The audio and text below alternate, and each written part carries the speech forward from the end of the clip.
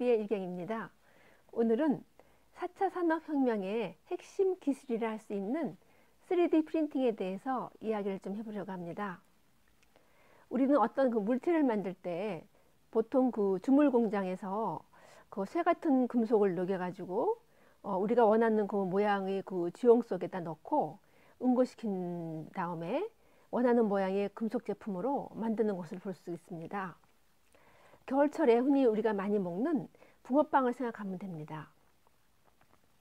그런데 이렇게 하지 않고 제품을 프린트 하듯이 뽑아내는 기술이 생긴 거예요. 보통 프린터를 우리가 하면은 종이에다가 그 잉크로 하게 되잖아요. 그건 2차원이죠. 2차원입니다. 그런데 이걸 3차원으로 만든 게 3D 프린팅입니다.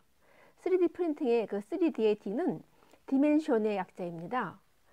다시 말해서 3D 그 프린팅이라는 것은 프린터로 입체 모양의 3차원 물체를 뽑아내는 기술입니다. 2차원의 인쇄는 잉크를 사용하잖아요. 근데 그 3차원의 인쇄는 재료가 무궁무진합니다.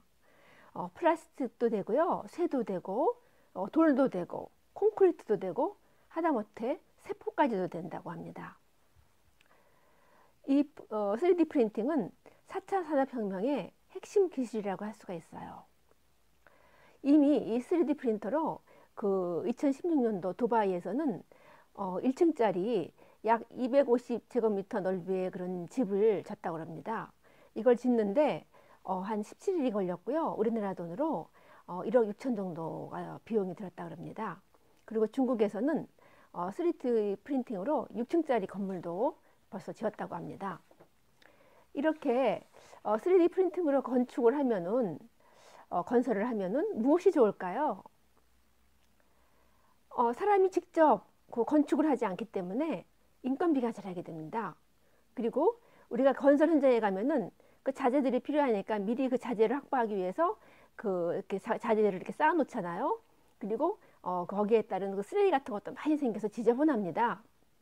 그런데 이 3D 프린팅으로 건축을 하면은 이런 현상도 없어지게 되는 거죠. 그리고 안전사고의 위험도 없어지게 되는 겁니다. 2017년도에는 이 3D 프린팅으로 제작한 자동차가 나왔다고 합니다. 그런데 이 3D 프린팅으로 제작한 그 집이라든지 이 자동차를 우리가 아직까지 그 이용을 하기에는 많은 의구심이 듭니다. 저 집이, 저 차가 안전할까? 소비자가 쓰고 사용하기에는 아직 더 많은 테스트가 이루어져야 한다고 생각합니다.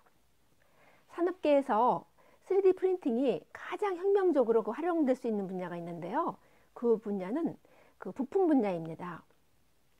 자동차 부품이라든지 또 그 냉장고 부품, 그 다음에 더 크게는 그 비행기 부품까지도 부품들이 있잖아요. 그런데 이 부품은 여러분이 아시다시피 소모품입니다. 그래서 어느 정도 쓰다 보면은 마모가 되고 고장이 납니다. 그럼 이걸 갈아 끼워야 되는데 그러기 위해서는 그 부품을 미리 준비해 놔야 우리가 그 서비스를 받을 수가 있게 되죠. 부품이 없으면 할 수가 없잖아요. 그래서 그 미리 그 부품을 만들기 위해서는 비용도 많이 들고 또 거기에 따른 그 재고 처리 문제도 생기게 됩니다. 그런데 이 3D 프린팅을 활용을 하게 되면은 그때그때 필요할 때 금방금방 만들어서 쓰기 때문에 이러한 문제점도 해결될 수 있을 거예요. 그리고 만약에 이제 그 항공기가 이제 그 고장이 났다고 한번 생각해 봅시다. 항공기가 고장이 났는데 고장이 나면은 가까운 인근의 그 부품 공장에서 그 부품을 이제 가져다가 고쳐야 될 거 아니에요. 그런데 가까운 곳에 그 부품이 막상 없거나 또 있더라 그래도 먼 곳에 있고 또 먼 곳에도 그렇고 가까운 곳에도 그렇고 부품이 없을 수도 있어요. 그러면은 그거를 만들어서 운송해 오는 그 시간이 굉장히 걸리게 됩니다. 많은 시간이 소모가 되죠. 그런데 이런 경우에도 이 3D 프린팅을 이용을 하면은 문제가 해결될 수가 있어요. 어떻게 하냐면은 앞으로는 여러분이 아시다시피 자율 주행 자동차가 대세인 시대가 오잖아요. 그러면 그때는 곳곳에 그 자율주행 자동차가 달리고 있거나 서 있습니다. 그럼 미리 이 3D 프린팅을 그 자율주행 자동차에다가 전부 다 장착을 해 놓는 거예요. 그리고 이렇게 항공기가 이제 뭐 고장이 났거나 이랬을 때는 가장 가까운 데 있는 자동차를 탐색을 하는 겁니다. 그래서 그 가장 가까운 곳에 있는 그 자동차에 그 항공기 그 부품 필요한 부품을 그 설계도라 그러죠. 그거를 이제 보내주는 거예요. 그러면 자율주행 자동차 안에 있는 그 3D 프린팅이 그걸 받아가지고 그때부터 그 부품을 제작을 하기 시작합니다.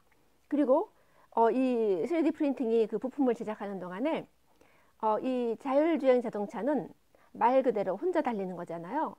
가만히 서 있지 않습니다. 3D 프린팅이 한참 그 물건을 만드는 동안에 이 자율주행 자동차는 그 항공기가 있는 쪽으로 달려가는 겁니다. 한마디로 그 설계도면을 받자마자 자동차는 그 항공기 있는 쪽으로 달려가면서 그 안에 있는 3D 프린팅이 그 부품을 만드는 거예요.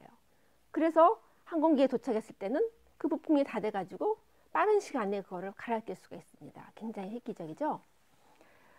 또한 3D 프린팅이 인류 역사에 획기적인 전환점을 가져다 줄 그런 또 분야가 있는데요. 바로 바이오 분야입니다. 3차원 프린터는 입체 모양을 만드는 겁니다. 이미 미국 프린스턴대에서는 인공귀를 만들었고요. 얼마 전에 그 선천적으로 그 손가락이 없이 태어난 소년이 있는데요. 그 소년에게 이 3D 프린팅을 이용해 가지고 손가락을 만들어 준 거예요. 그래서 이 소년이 물건을 잡을 수 있게 됐습니다. 앞으로의 과제로 인간의 신체 일부분을 프린트하려면 세포나 생체 분자를 잉크로 만들어야 합니다. 그리고 더 나아가서는 인체의 그 신체를 프린팅하는 데 사용되는 그 소재가 알아서 신체 조직을 만드는, 즉 그 각질층을 만들고 표피층을 만들고 지방층을 만드는 자기조직화 잉크를 만들어내는 것이죠. 앞으로 3D 프린팅이 산업계나 의료계에 획기적인 기여를 할 것이란 것을 믿어봅니다. 오늘은 3D 프린팅에 대해서 말씀드렸습니다.